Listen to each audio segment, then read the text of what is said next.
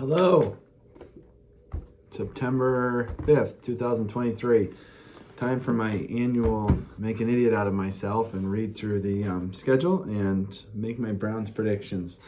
So just looking at the schedule right now, I have it up in front of me. It looks like the beginning of it is extremely brutal. And then it lightens up a little bit as we get through.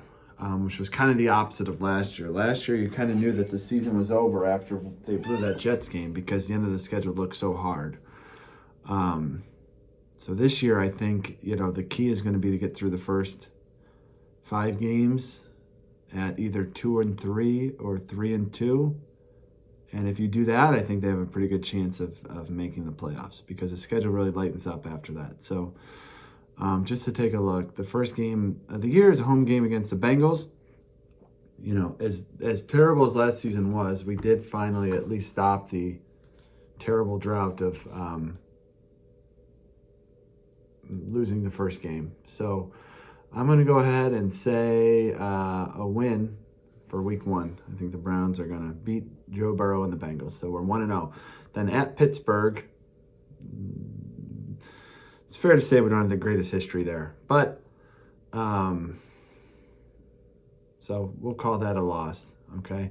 Then we got 3 home games in a row, home for the Titans, home for the Ravens, and home for the 49ers. 49ers are expected by many to be one of the best teams in the league. Baltimore obviously is always good, and Tennessee is tough as well. So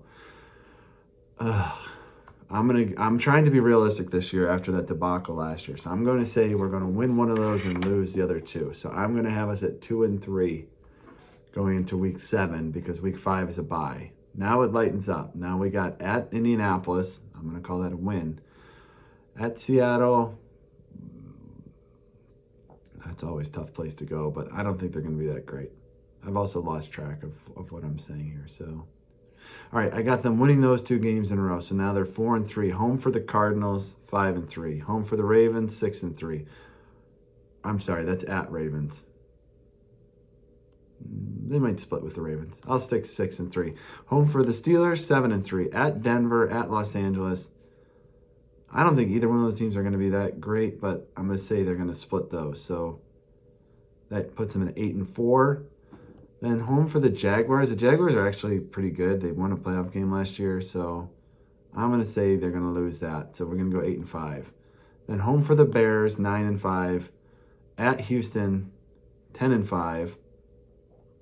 Then the last 2 games of the year are really a crapshoot. But I think that 10 wins will get you into the playoffs. Remember, there's 17 games now. So I think if you can get to 10 wins, you can make the playoffs. And I think they got a realistic path to get to 10. The last 2 weeks, they play home for the Jets, which is a Thursday night game.